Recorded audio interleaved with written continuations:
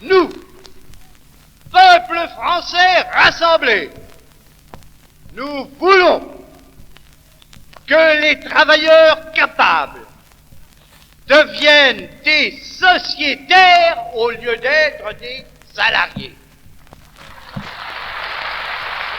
Oh, je ne vais pas à ce sujet déclamer des tirades démagogiques, mais je dirais simplement que si nous voulons cela, ce n'est pas seulement par souci d'élever la condition ouvrière, mais c'est aussi par conscience de ce qui est nécessaire au renouveau de la France et à l'avenir de la civilisation. Oui, nous voulons l'association du travail, du capital et de la direction. Et dans quel cadre? Je réponds. Dans le cadre de l'entreprise, parce que c'est dans l'entreprise que les travailleurs, les capitalistes et les dirigeants collaborent d'une manière pratique. Et sous quelle forme l'association? Je réponds.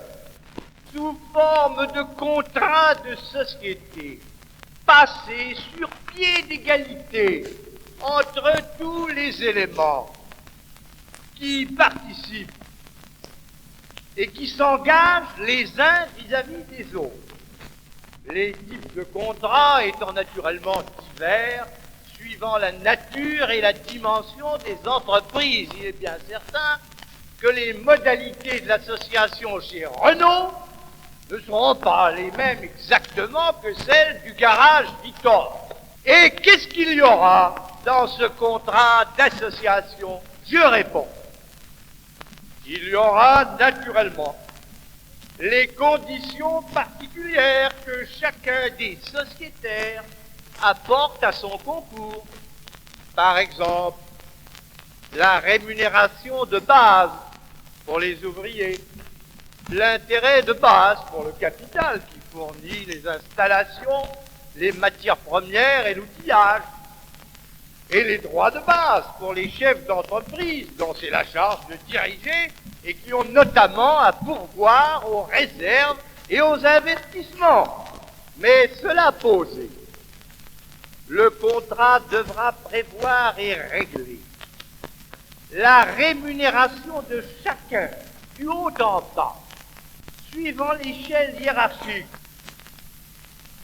en proportion du rendement collectif de l'entreprise, rendement qui sera constaté périodiquement par l'Assemblée des participants. Nous croyons que l'association peut donner à la production française une impulsion décisive. Le régime nouveau aura comme avantage social de lier entre eux dans l'entreprise, de lier entre eux, au lieu de les opposer dans l'entreprise, les intérêts des ouvriers, des patrons, des capitalistes.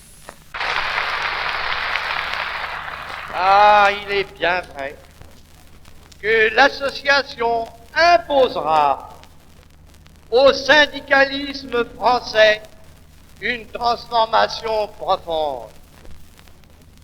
Je ne commettrai pas l'erreur ni l'injustice de méconnaître la valeur ni le mérite des services que le syndicalisme français a depuis ses dures origines rendus aux travailleurs. Sans lui, ils eussent été écrasés. Mais les partis sont venus et en même temps qu'ils prenaient possession de l'État, ils sont emparés des syndicats pour en faire les instruments de leur politique.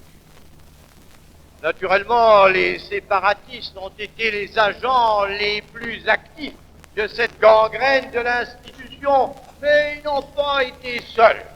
En tout cas, les choses en sont au point qu'elles ne peuvent plus durer.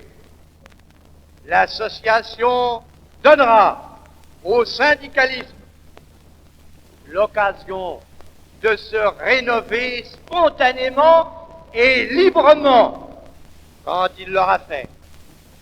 Il pourra jouer dans le régime nouveau le rôle extrêmement considérable qui lui revient. Les syndicats auront à conseiller et à diriger leurs mandants dans les contrats de leur participation. Mais comme une partie importante de la rémunération des travailleurs viendra du rendement collectif des entreprises, les syndicats, dans chaque profession, à l'intérieur de la profession, prendront en main ce qui tendrait à augmenter le rendement et par conséquent, indirectement et directement, l'avantage des travailleurs. Dans chaque métier, leur incomberont la formation technique, l'apprentissage, les qualifications. Ils aideront à déceler à tous les échelons les valeurs qu'il est d'intérêt professionnel de faire monter toujours plus haut. Et enfin, les syndicats auront à concourir dans l'État, comme il le faut, à la représentation des activités économiques françaises.